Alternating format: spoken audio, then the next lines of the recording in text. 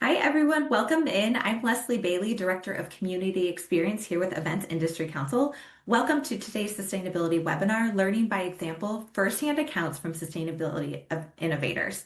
We'd first like to give a special thank you to all of you for joining and our strategic partners for their support of the EIC and our projects and initiatives. And I just want to go through some technical announcements before we get started today. So for anybody who would like to use the closed captioning, it's located at the bottom of your screen. To enable captions, select it and your preferred language. Please post any questions you have during the webinar in the QA, and we will take as much time as we can at the end to answer those questions. Feel free to start conversations in the chat with each other and the hosts and panelists. We can always answer any questions that are coming in as we go through the material. Today's session is being recorded and will be shared after the event on our website and our YouTube channel as well. You do earn 1 CE towards CMP and CMP HC certification, and it will be posted on your CMP profile within 1 week of this webinar. With all that taken care of, I do want to turn it over to EIC's CEO, Amy Calvert, for some opening remarks and to get us started off. So Amy, over to you. Thanks so much, Leslie. Thanks for all your help in organizing. First thing I would like to say is thank you to all the amazing participants.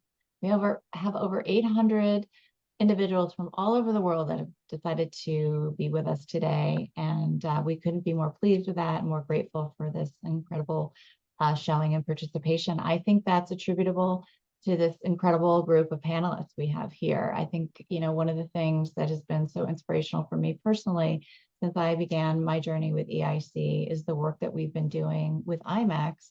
For 20 years now, we've been recognizing incredible work being done in our sector in the areas of sustainability and social impact. And I think one of the things that's been awesome about that is that it's given us time over those years to reflect on the work of those early award winners and how far they've come. It's also been a way for us to share with the broader industry about ways and pathways for individuals to do the same thing. These incredible panelists are modeling the way for all of you and for our sector, giving you tangible examples of ways that you can begin your own journey. And I think that's one of the key takeaways, will be the key takeaways of this really rich discussion here today. I am super, super grateful to our volunteers that serve on our Sustainability and Social Impact Committee for the work that they do day in and day out to, again, support our workforce, support our sector in this endeavor. And I couldn't be more grateful, especially to our moderator today, Stephanie Jones, who's really been a true example of a champion, not only for EIC, but for those who are trying to do good work to build collaboration with their suppliers and their partners to really honor the values of their organization and their mission.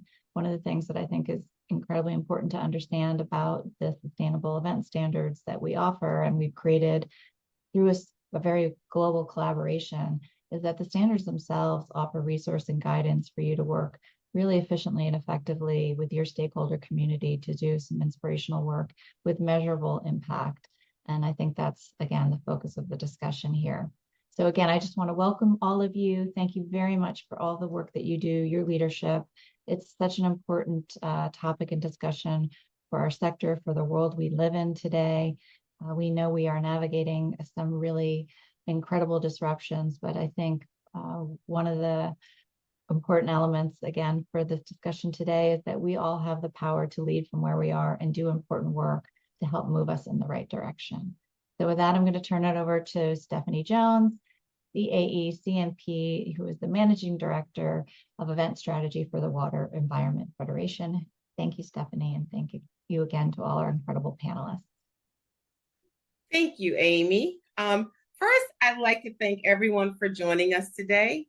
We are honored to have this year's recipient of the IMEX-EIC Innovation and Sustainability Award, George P. Johnson, in partnership with Workday Rising, and the 2023 award recipient, Destination Canada. Please help me in welcoming our panelists, Sarah Jackson, Senior Executive Event Producer and U.S. Sustainability Lead with George P. Johnson Experience Marketing, Virginie De Visscher, Executive Director, Business Events with Destination Canada, and WeeMin Ong, Vice President of Conventions and Exhibitions with Marina Bay Sands. Next slide, Leslie, please. So before we get started with the questions for our panelists, I wanted to share an overview of the EIC IMEX Innovation and Sustainability Award. The award celebrates professionals that are driving sustainability forward through innovation, collaboration, and idea sharing. It recognizes the event or project owners and other stakeholders, such as the event organizer, venue, and other key suppliers, rather than individual achievements by a single supplier for the event. All right, so let's get started. I have our first question for our panelists, and I'll call on you to answer this question. So can each of you tell us a little bit about your award-winning projects? Sarah, let's start with you. Sure. Did you win the award this year? Great. Thanks, Stephanie. So Workday Rising is an annual global conference. This last year in 2024, it took place in Las Vegas and Amsterdam, and in total reaches about 23,000 attendees. It is a big conference, 3 full days. We've got, 500 plus breakouts, 7 keynotes. We've got 2 big customer appreciation parties, and everything that goes along with that. It certainly is a big program with a big footprint, and has the opportunity to have a big impact on the environment as well as with the communities that we visit. So we really started focusing on sustainability the last, maybe 5-8 years to really help us reduce our overall impact. Great, that's great. That is such a big meeting, and I'm sure, as you mentioned, you do have a huge environmental impact. So that's awesome. Virginie, tell us about the Destination Canada project that was selected in 2023. Yeah, thanks, Stephanie, and thank you for inviting me to share today. I was so proud to be amongst, some of the winners, and Destination Canada really cares. And by the way, hi to all the fellow Canadians that are on the call. So we submitted the Destination Canada's Canadian Business Event Sustainability Plan, and that was a first of its kind national approach to advancing the economic, environmental, and sociocultural sustainability of events across the country. This plan was a 3-phase plan approach. It was not an event, but it was looking at a training was pillar number 1 on how to educate partners all across the country on sustainability concepts. Then we had a benchmarking phase where we wanted to know where did all Canadian cities stand or sit across the sustainability spectrum. And then finally, we had a storytelling phase out of the plan. And this initiative engaged more than 16 destinations at the time across the country, and was really important for us to share best practices and to bring the entire country along our regenerative tourism concepts and practices for our communities and the visitors that come to Canada. Great, thank you. I love how it encompasses all 3 aspects of sustainability. Sustainability is more than just environmental stewardship. And I think that the education component is critical and something that we all need to do to raise awareness. So thank you, Jenny. WeeMin, how is everything at the Marina Bay Sands? Hi, Stephanie. Thanks for having me on board. It's great. We just launched the 4th ground broke for the 4th tower yesterday, so it was great. Right. Yes. Yeah, can you share with us the details about your Green Supplier Award that you won in 2015? Well, in 2015, it was a bit different. It was the days where sustainability was broken up into different verticals, into venues, into suppliers, and into planners. And in 2015, it was important for us because when we first submitted the project, it was in partnership with ITB Asia. ITB in Berlin is the world's largest travel trade show, and they do an Asia version in Singapore with us for many years. And as you all know, trade shows traditionally generate huge amount of items. So what we did was it came off a a time where we just set up our governance structure for sustainability in Marina Bay Sands. We did those things, and the next step was to engage a major client like ITB Asia so that they could serve as a and as inspiration to all of our other clients to join us in a partnership. So our submission was about partnership, how we partnered with a major trade show organizer, ITB Berlin, to challenge them to reduce their carbon footprint for the show from 2014 to 2015.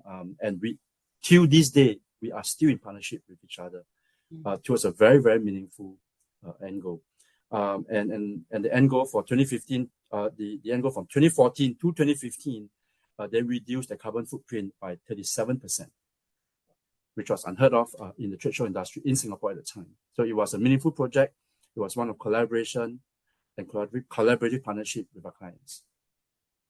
That's awesome. I think, as you mentioned, trade shows are the biggest contributor to waste that go to landfills, and it's something that we all need to, especially here in the U.S., need to try to minimize and mitigate with our sustainability plan. So thank you for sharing that. Let's move on to our second question, and that question is, what led you to submit your events for the Innovation in Sustainability Award, and what was your main motivation? Virginie, let's go to you. For sure. Well, at Destination Canada, we strongly believe that sustainability is not a competitive advantage, but a collaborative advantage. And it's really the sentiment that we're trying to drive. So when we submitted the business event sustainability plan for this award, it was really, how do we share that message? How do we raise awareness that, if a country like Canada can do this, how do we share and spread that knowledge? That was really important, because if an event comes to Canada and hosted here and follows sustainable practices, what they learn and in their next destination that they're going to meet, those practices are going to be carried along. And that was our impetus to really submit. It was, we can't do this alone, right? As a national body, we can't lead the charge towards net zero and a more regenerative future on our own. So the more we were sharing it, the more impact we could have. So that was essential for us and why we submitted. I like that perspective, not a competitive advantage, but a collaborative process. So I like that. Sarah, how about you? Yeah. What was your motivation? I think Virginie just gave my answer. But I can add to that. When we began our sustainability journey, specifically on Workday Rising, it was probably a good 10 years ago. And I remember just being totally lost, kind of new to it. It's something that was a personal passion, but it was really the first time I had started to bring it into the workspace. And I always just kept going to the EIC for resources to find out what to do. What's my next step? And of course, I came across this award. And through this, I literally have been fangirling this for the last 10 years and have seen other organizations, other suppliers, and people win this award. And they have really been my inspiration for the last 10 years to get to the point that we're at now. And, a few years ago, we thought oh, maybe we're there. Maybe we could apply. We applied 2 years ago, didn't make it. We applied last year and made it. And really, I think the reason why we did it is so that we could help continue to spread the story and get our name out there, with the hopes that those of you who are also just starting in your journey, please reach out to us. It is something that it's not a secret. It's not something we keep locked to ourselves. We want to help people. We want to help bring them along in this journey, and really probably helping them make that first step. A lot of times that first step is the hardest. But if there's anything we can do to help you guys in that journey, we're there. Agreed. We all have to take that first step. So WeeMin, what led you to submit for the award? Well, I refer to Sarah and Virginie for the answers.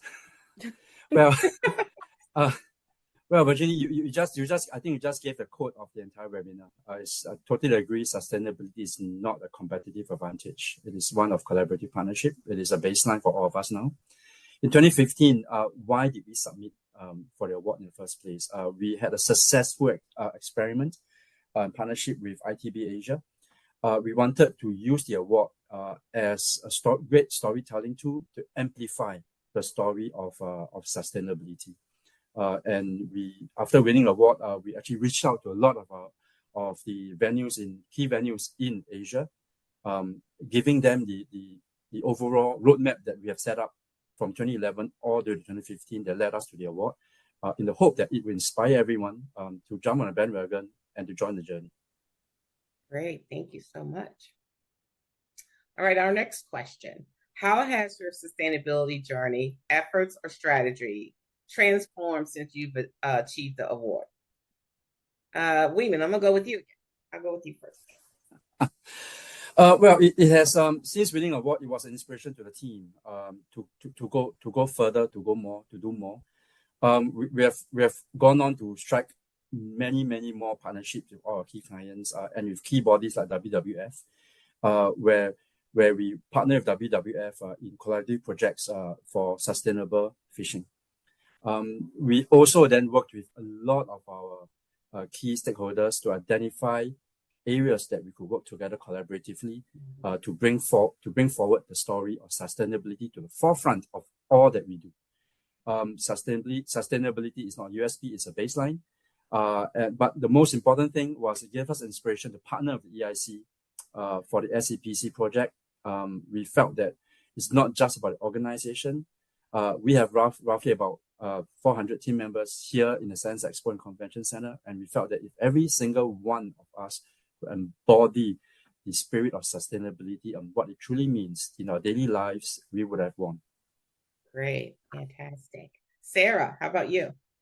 Yeah, I think for us, it's been knowledge sharing. It's been partnering with other industry leaders and organizations to help them along in their journey. This year at Workday Rising, we invited about 30 other event planners from across the country to come to Rising and take a real behind the scenes tour and give them all the firsthand knowledge and see it firsthand and see what they can do. We've been doing a lot of those and having a lot of outreach. A lot of people have been reaching out to us, I think in part because of the award. It's kind of putting our name out there on the map. So we love hosting these little info sessions where we can share our I don't even want to call them secrets, but share what it is that we're doing. Yeah, thank you. And Sarah. No, I'm sorry, Virginie. Sorry, Sarah. Virginie. I just want to mention before I go into how it evolved is really how it started. And, similar to Sarah's journey, ours really started by personal passion. And you need, one or a few individuals to really kickstart the whole process and learn and be willing to go on a journey. So for us, it wasn't just a one-off. This plan was ever evolving, and it was recognized that we needed one in order to not just sustain what we have in our country, but to keep it evolving.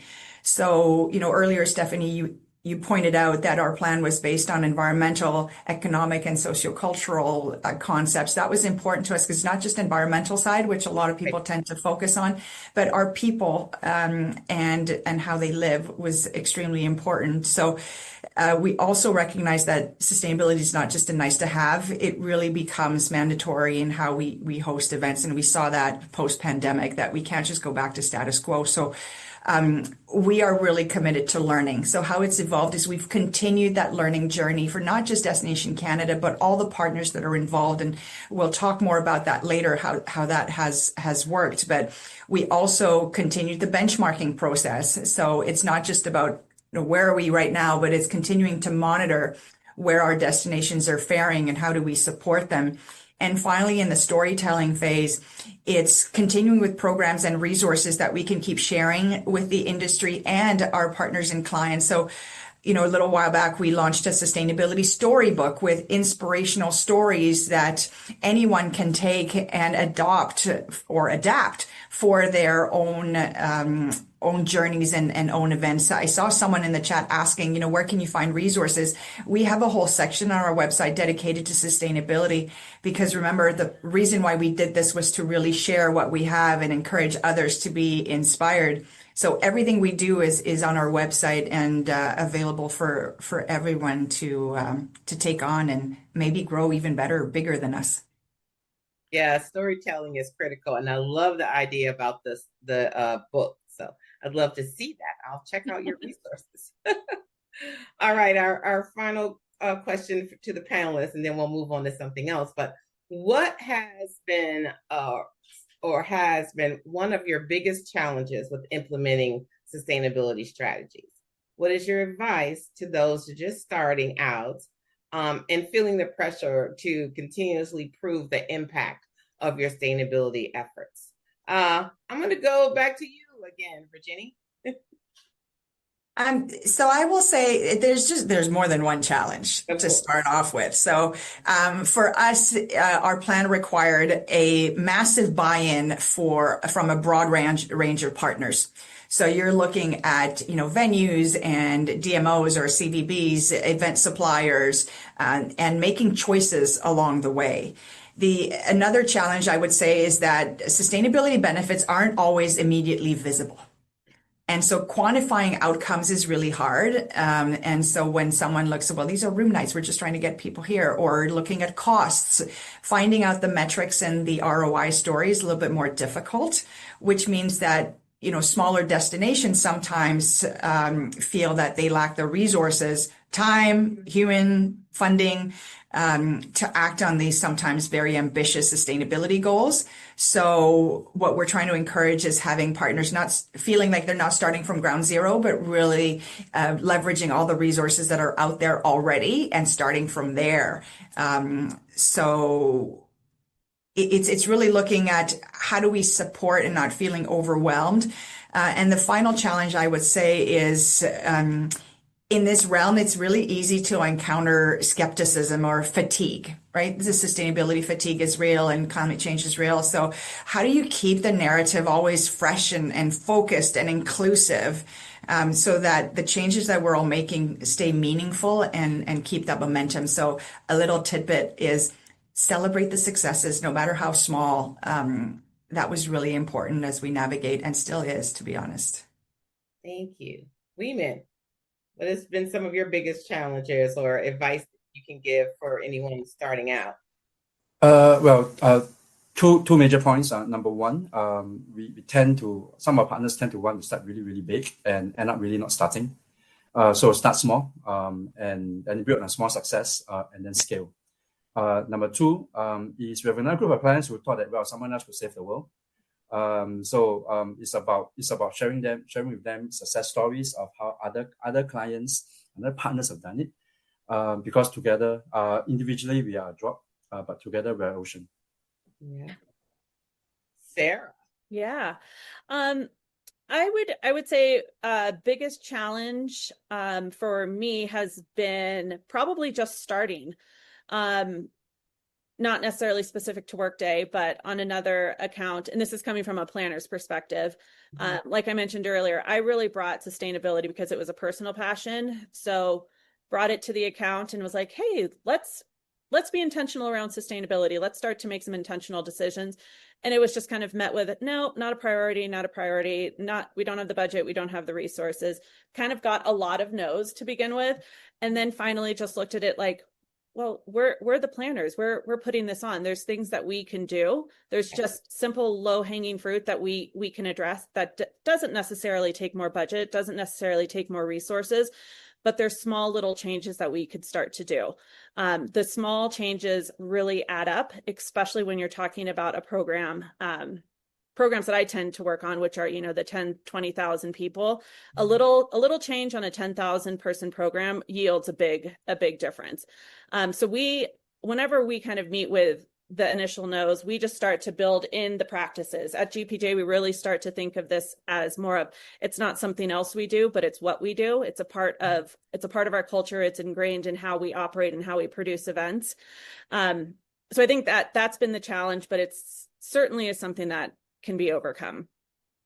Absolutely. I totally agree.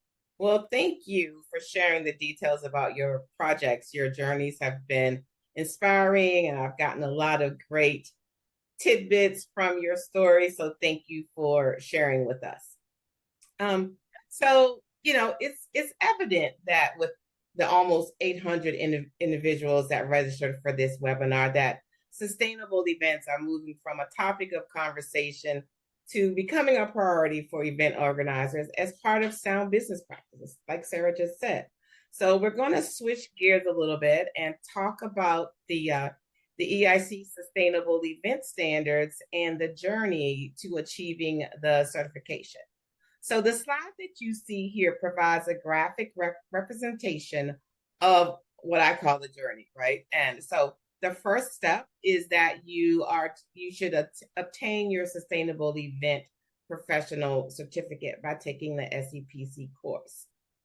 The course covers about 16 modules that include an intro to sustainability and social impact, event logistics, and business operations. It's a great starting point in your journey.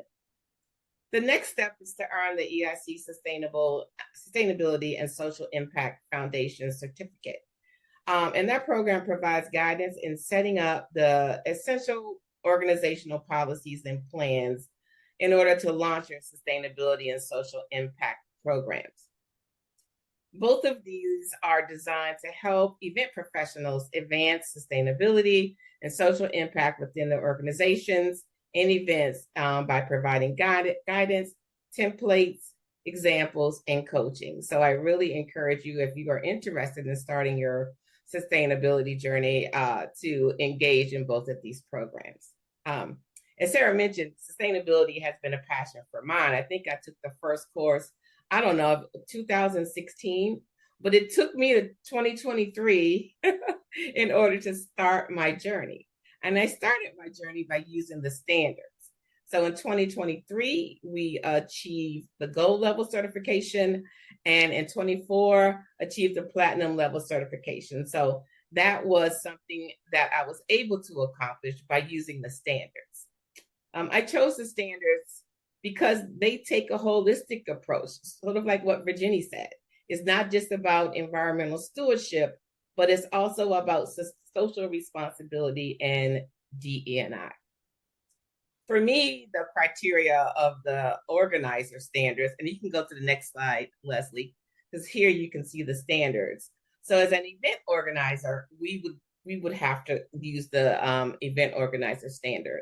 And I thought the standards were easy to follow, and they allowed me to take a phased approach to my journey. You know, you don't have to meet all of the criteria at once. You can use them to assess where you are and then plan your journey on where you want to be. I think knowing where to start and what is required is half the battle. Like WeeMin said, start small, scale up. So use the standards as somewhat of a roadmap for your journey.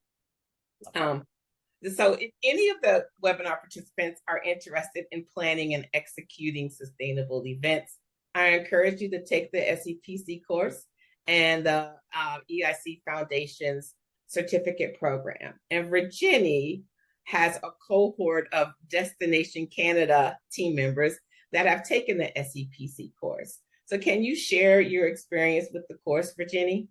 Absolutely. So SEPC and I have a long history together, but you know, I mentioned that a big part of our plan was focused on education. And so this year we offered all of our destinations across the country the opportunity to take the SEPC course. And we actually, I believe we had 56 individuals across the country take the course, and that was a massive cohort. But if you'll allow me, I want to share a really interesting little tidbit story. So the SCPC was actually one of the first course that I took myself. So it was a few years ago. And my capstone project, which is the last part after doing all the modules, I actually drafted what would become the Canadian Business Event Sustainability Plan. So it's the full story, a full circle coming back to this webinar, because by taking that course and writing the capstone, then this led to the plan and then winning this award. So it's a special story. I really encourage anyone to take it. It's very comprehensive.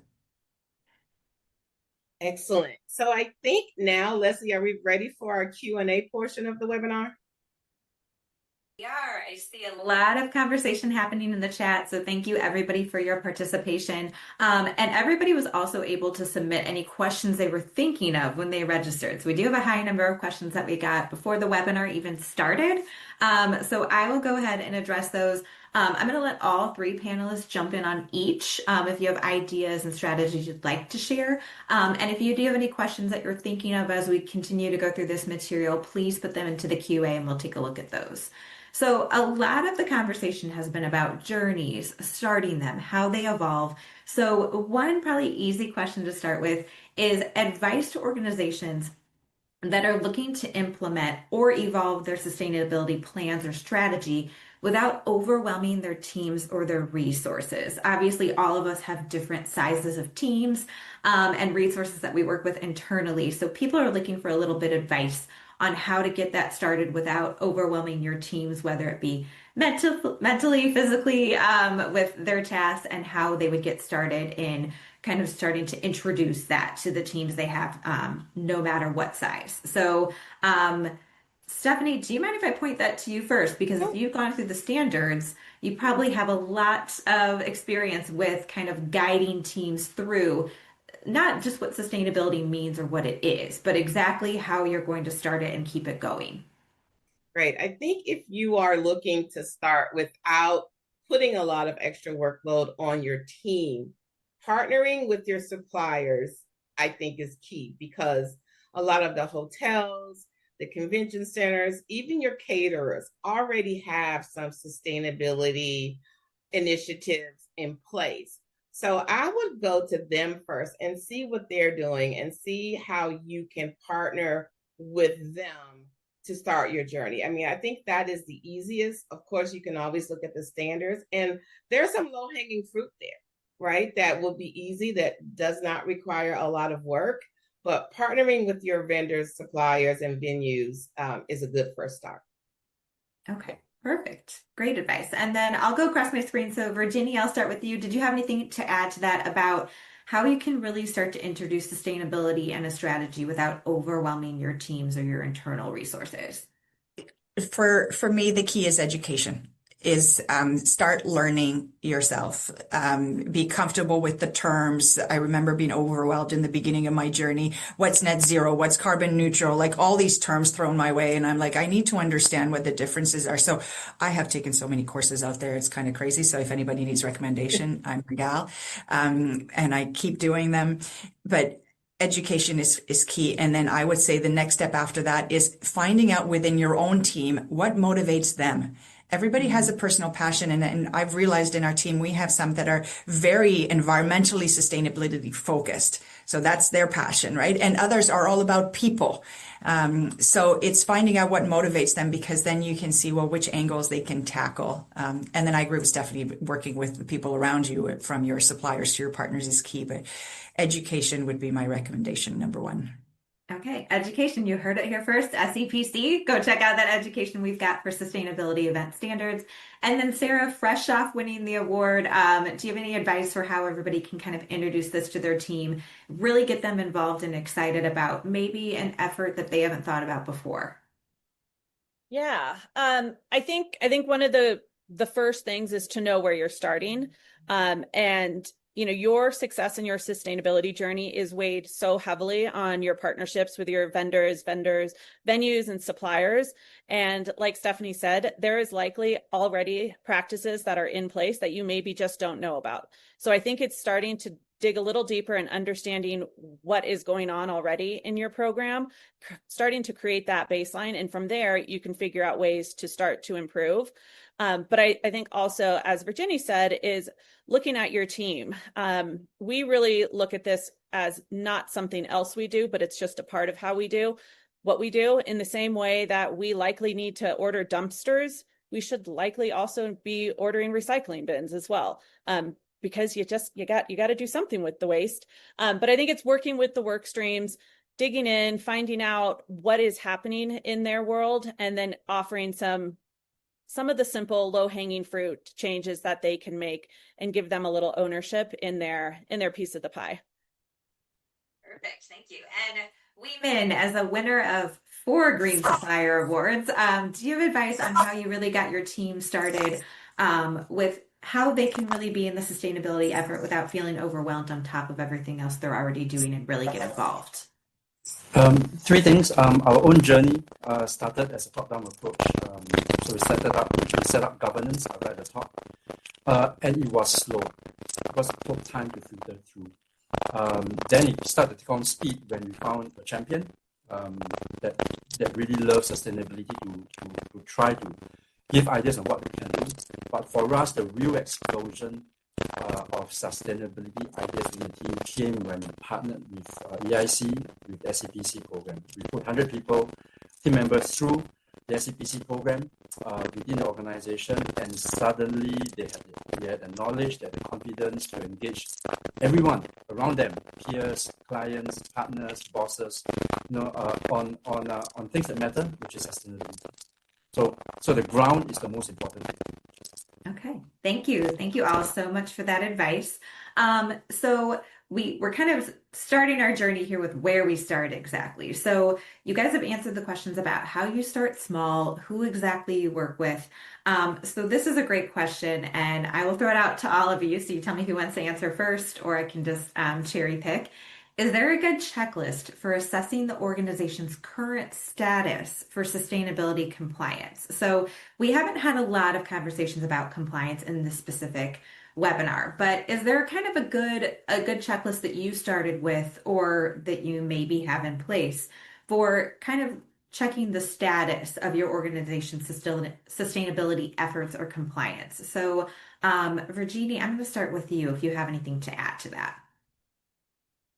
There's different checklists out there, and it depends who you are. So we're a national tourism board or a national organization that works with convention bureaus across the country. So from our end, checklists and benchmarks that we refer to or like to use are things like the Global Destination Sustainability Index or what's done by the Global Sustainable Tourism Council.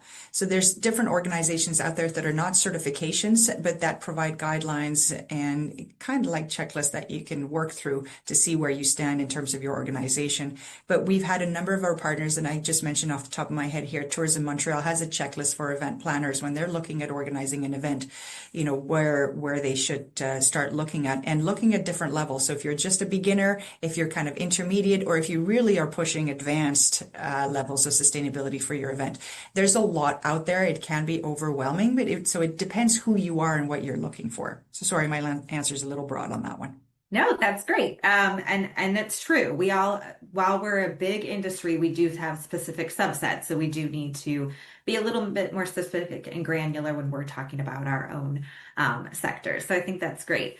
Sarah or WeeMin, did you have anything to add to that? Maybe a checklist that you had when you started, or one that you continue to evolve through your sustainability efforts. So WeeMin, I'll go over to you first. When we first started, we used the ISO 20121 as a checklist for a lot of our clients and internal events. Over time, we have incorporated that with GSTC's own checklist, and we have broken up the checklist into 4 different segments, into segments by trade show, by meetings, by dinners, and then by social events. We have also checklists by size of events because people might want to do big, but want to start small. And we have checklists for groups that are 250 and below, 1,000 and below, and 1,000 and above. That will help a lot of our clients as a start state to have a gauge of where they are. But not just about checklists. It's most importantly, it is about the reporting. It's about getting results and then be brave enough to announce this is where we are and this is what we want to be. A lot of our clients stop at that. They said, no, I think we're really bad. We don't want to share bad news. But if you don't share the news, your stakeholders will not be able to partake in your journey. So that's the key takeaway that we have. Maureen, add that to your checklist. And Sarah, can I go over to you? Can I ask if you had a checklist that you instituted or that you now work with on your sustainability journey with your teams as well? Yeah. On the George P. Johnson side, one of our offices recently received the ISO 21121 certification. So that has been something that we've been able to use with other clients, use that as a checklist for, sustainable event management. Specifically to Workday, I would say the checklist that we used was the EIC Sustainable Event Standards. We used that, a few years ago. We got the list and really used that as our roadmap.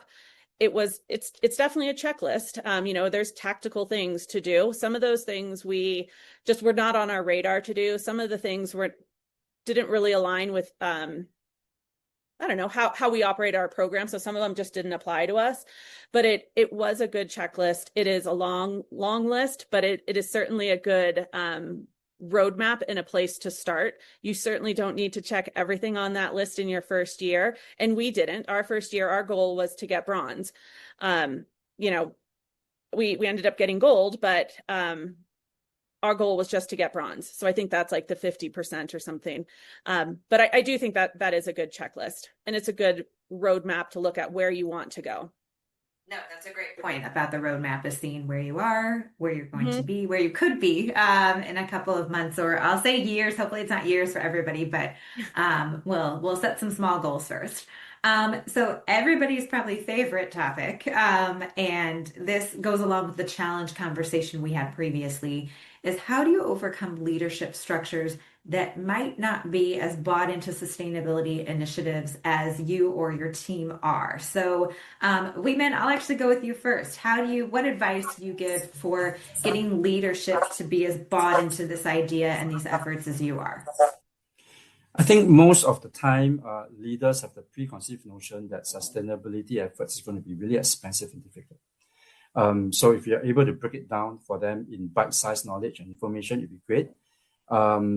Everyone loves a good story. So if you could pack your respective stories into 2-minute videos, TikTok style, 30-second videos, that'd be best in order for them to get, all right, this is where we want to be, and this is where we are, and this is where we want to be in year 1, year 2, year 3, and year 4, without stressing them out with the whole plan right from the start. So it's about scaling. Okay, great. And Virginie, what advice do you have for getting your leadership to buy into the sustainability efforts that you would like to carry forward? So I agree with what WeeMin said. For me, the biggest learning was telling the positive ROI story of sustainability.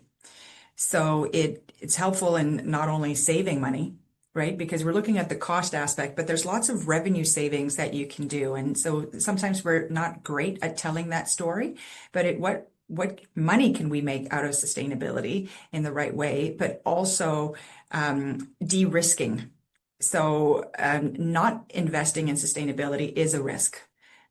So it's stories that are helpful in changing the narrative and helping with the skepticism that might be around sustainability initiatives. So right now, that's what I'm focusing on, is the positive ROI story of sustainability.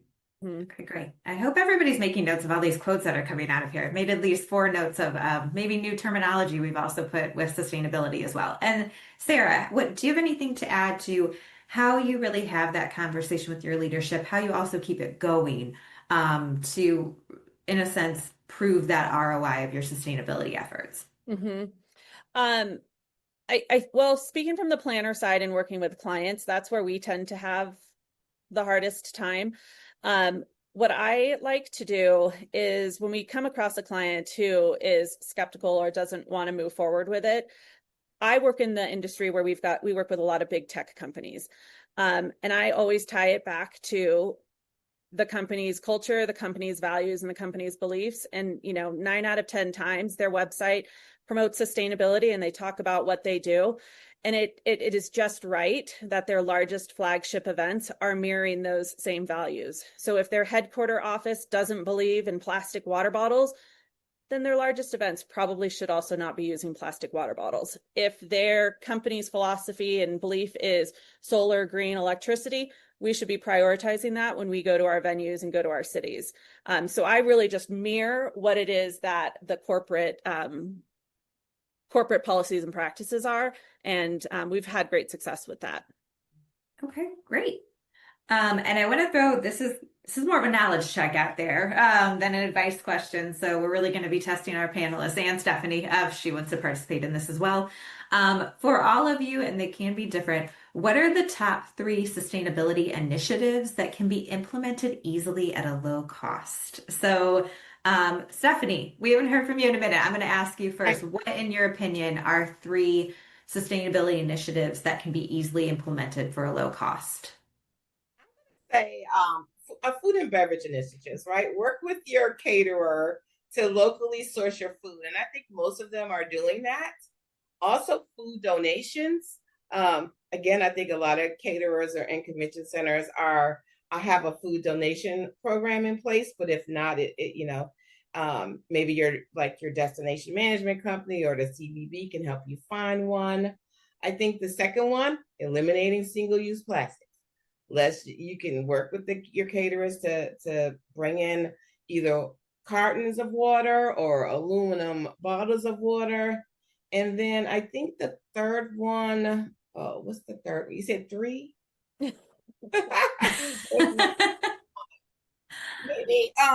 recycling. A lot of the venues have recycling programs in place. So maybe expanding on those, doing some composting front of house. I think those would be my top three. Okay, great. Let's go across. Let's see if everybody agrees. WeeMin, what do you think are top 3 initiatives for you that can be implemented at a low cost? Definitely agree with Stephanie. Leveraging what your supply partners have already been doing is the easiest and the fastest and definitely the cheapest. Circularity, not just single-use plastic, but everything that's single-use, eliminate those. And you could find alternative sources that also cuts costs. And leveraging technology to see how you could reduce print. So those are the 3. Those are good. Okay. Sarah, what top 3 are for you with a low cost? I'm going to go with food and beverage. To me, that is always a low-hanging fruit. No pun intended. But food and beverage, looking at that menu, intentional menu design, sourcing locally, organically, whenever possible, looking at reducing or eliminating the amount of beef. Beef is a very carbon intensive food item. So just reducing it is probably one of the single largest things that you could do to reduce your carbon on a program. So food and beverage is one. Another one would be benchmarking, and that's working with your existing venues and partners to see what's already happening. A lot of the venues are already measuring some great data. They may be measuring your water, your electricity use, your commodities report, your trash, your recycling, all that kind of stuff, starting to build that baseline and building the knowledge. And then the third, I'm going to go with WeeMin on this, circularity.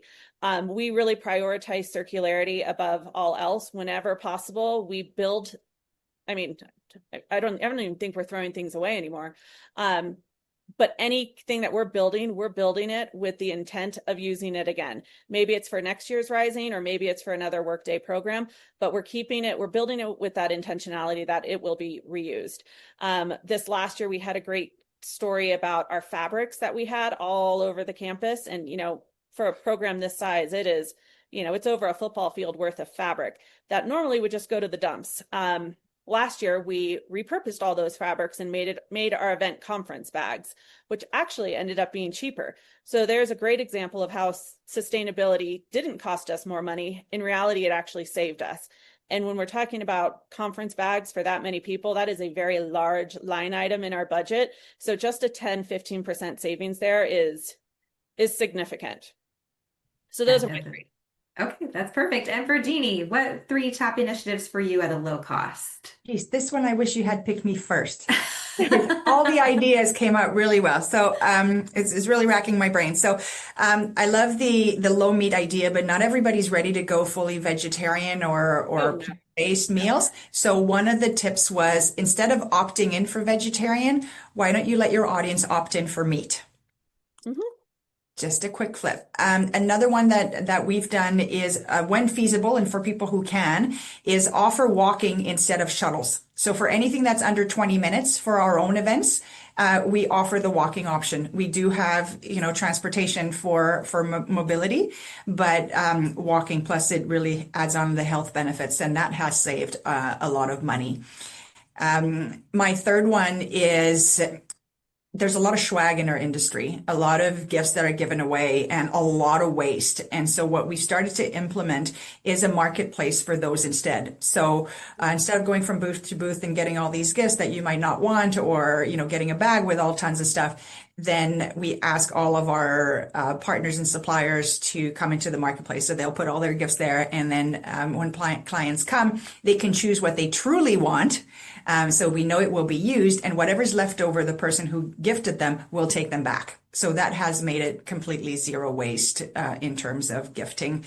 And I'll throw in a fourth one, which I haven't tested yet, but I think would be interesting. The name badges, right? Nobody's cracked the name badges. But we probably all have in our offices a stack of lanyards and badges that we've had. Our names do not change.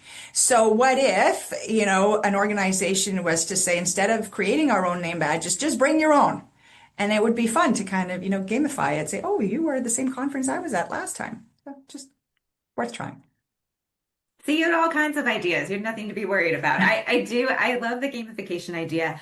And also the swag. I think we all had tons of conversations around things that we cannot fit in our bags, to take home. So I do like the idea around that. And there's been more and more conversations around that as well, about the sustainable swag, gifts, things that we give away. So I love that advice. I know we're running up on time, but I have two more questions that I think will really help our audience members today. The first is, how do you promote the certifications or sustainability efforts to your attendees? I know most attendees want to support sustainability, but they don't always know how. So Virginie, since I picked you last time, I'll pick you first for this question. For certifications. I think how you're wanting to certify to standards, how you're promoting that out to attendees and getting them involved and hopefully getting you that certification. You know what? I'm going to pass it to the others, because we don't, as a national body, it's a little bit more complicated because we can't endorse a specific certification over another. So that's why we're really focusing on benchmarking and identifying where we stand rather than particular certification over one another. We are pursuing our own, but I think for events, I might throw it to the other panelists here first. Okay, let's go with Stephanie. So let's kind of change this question up a little bit. How do you promote that you are putting in this effort to certify to a certain standard, and how you get your attendees involved in that, because you know that they want to help. They obviously probably have their own sustainability initiatives personally and professionally. How do you promote that out to them and maybe get them to support that? It all comes down to the storytelling and marketing, and we use social media. We've created a sustainability page on our event website where we share that we are going to achieve this certification.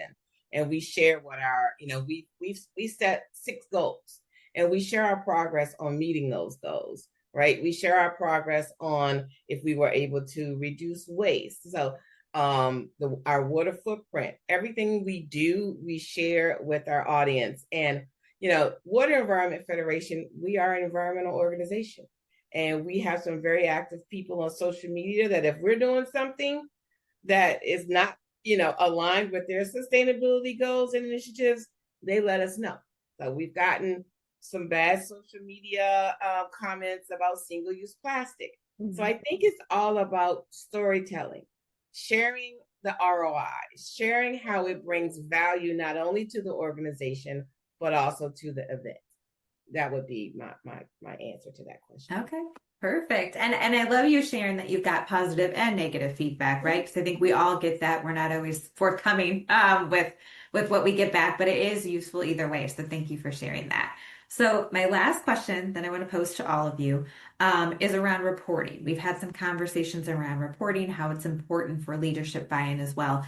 But one of our audience members is asking, what kind of reporting is important to you? So in your sustainability initiatives and efforts, what is important in your reporting? So Sarah, I'm going to go to you first on that. When you're kind of reporting out your efforts in sustainability, what are kind of the highlights that you're looking for that you think are important? Yeah, so for Workday, we have sustainability pillars, and those are our key focus areas. So that's around waste reduction, carbon reduction, and attendee engagement. So those are the big areas where we focus in on our reporting. Then at the end of the program, we do put out a post-show sustainability report where it has all of the metrics. Carbon can be a tricky one to report on. We do report on it, but not everyone is a carbon scientist and really understands like the measurements of CO2. But we do that, and we show a year-over-year decrease. The thing that people tend to get the most excited about is looking at our waste diversion rates. We are currently operating at about 96% waste diversion. So that's great. And what we do with our reporting is we translate all the numbers into like real life scenarios. So when we talk about our carbon, we talk about the impact of, I don't know, transportation. Let's say transportation for our attendees, we know is going to be the largest piece of the carbon pie. And we talk about how great it is. Like we don't sugarcoat it. We talk about how, tens of thousands of people flying across the country. This is the impact. It's equivalent to, X amount of barrels of oil or whatever it may be. We are fortunate with Workday and with Workday Rising that we offset our attendee travel through carbon offsets. So that does help. But we do still share that information because it is just so great of a number. Yeah, no, that's great. And that's a concern for everybody. CO2, I saw a lot of comments about it in the chat, a lot of questions about it. So that's always an important one to create or include in your reporting. WeeMin, I'll go to you next. For your reporting, what are some important initiatives that you include in your reporting for your sustainability efforts? We report according to a few pillars: economic impact, for example, how many events, how many delegates come into the country, social impact, carbon emission as a result of that, water impact, how much water has been used, food and beverage, how much food and beverage has been ordered, how many percent has been consumed versus how many percent diverted, 100% compost, paper and materials usage, we measure that as well, and waste management. So these are the couple of pillars that we measure. And provide a report to every single one of our clients that come through so that they can have a baseline to compare to the next event when we come back next year. Perfect. Okay. And Virginie, I will pose this last question to you before we wrap up. Thank you. So as an organization, we are a signatory of the Glasgow Declaration. So there we are mandated to report. So we've been measuring our carbon footprint through Green Step in Canada for quite a number of years now. And then for our events, we do measure all the things that WeeMin mentioned, and we use the Trace platform to measure our carbon footprint for our events, and year over year how we're trying to reduce that. So it's critical. And one of the other things that we do, because measurement really is key, but the framework that we use is the United Nations Sustainable Development Goals. So we align with those and choose between 3 and 5 for each of our events that we're going to focus on, and then report on those. And on our sustainability page, we actually push out our reports. So they're not perfect. This is what we do, but we're hoping that they improve year over year. But we publish them so that people can comment and we can grow from them. That's great. Well, thank you to all three of you and Stephanie very much for facilitating our webinar today. I do want to pass it back over to Amy for some closing remarks before we wrap up. Thank you, Leslie. Well, what an incredible group of leaders here today on our panel. And I'm so grateful to all of our participants for spending time. There were so many wonderful little suggestions, tips, and guidance offered here today. We definitely will be following up with some tangible resources as a result of this webinar. But I just want to emphasize one point that was made that I thought was really, really important and generous in this conversation. And that was about, thinking through and aligning to your organization and your community's values as you start to think about planning for this journey. I think it's a really great way to anchor to something that supports the actions that you take and the resources that you're going to put against it, and then ultimately inspires the workforce. All of the individuals on this panel today have done that in their own work and continue to be so, as I said, generous and thoughtful in their approach, not only within their respective organizations, but as leaders in our industry. So thanks so much for being with us today. We're going to take up the task of solving the name tag issue because I am so with you on this. It's just one of those things we have to solve for. Have a great rest of your day. And thank you again for making the time for this important conversation.